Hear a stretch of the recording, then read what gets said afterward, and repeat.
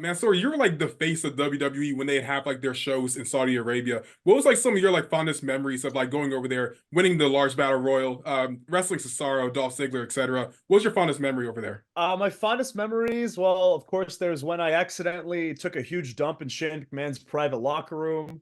That's something that I did. Oh, another fond memory is when I was winning the biggest battle royal ever, and I got heat with everyone in the locker room because I didn't shake anybody's hand because Mace This was told me before not I to. was there. No, Because this is Mace before I told me was there not to to. hold his hand and make sure that he was presentable. Mace said nobody likes it when you shake their hand in WWE, so I I said listened to nobody him. likes it when you shake their hands at the performance center where Well, we're at for 12 I hours a day. misconstrued the advice. Another favorite memory of mine is when I was wrestling Mustafa Ali and and like right before the show they were like, "Hey, you guys might be on the pre-show," and I was like, "No!"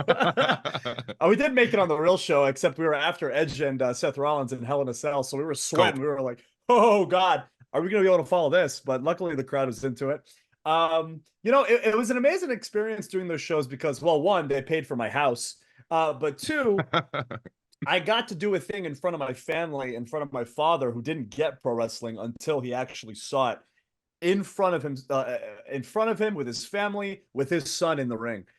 So I'm happy because the thing I always said in WWE and people interviewed me because I get a lot of questions from Saudi interviewers saying, "Hey, you've lived in America a long time. Do you feel like disconnected from Saudi culture? Do you feel like you're representing us in a good way?" I was like, "Listen, the most important thing to me is if I can go in that ring and I can put on these shows and I can show kids and families all over the Middle Eastern region that this is something that you can do if you're passionate and hardworking enough.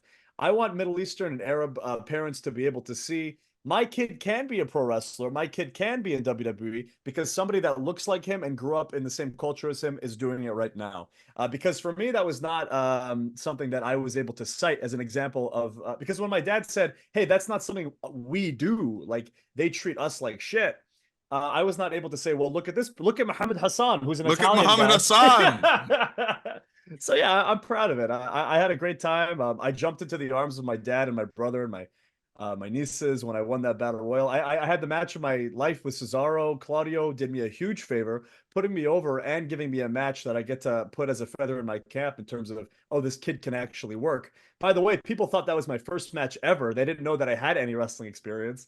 So everybody was even more impressed than they should have been. But yeah, I had a tremendous time going over there. It was always a blast.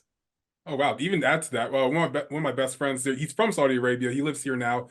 He doesn't watch wrestling, couldn't care about wrestling, but loved watching your matches. So Oh, to add cool. to that, like, definitely had a very large impact on a lot of people that Wait, I didn't even realize.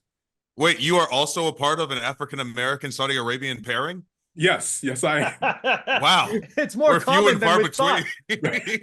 thought.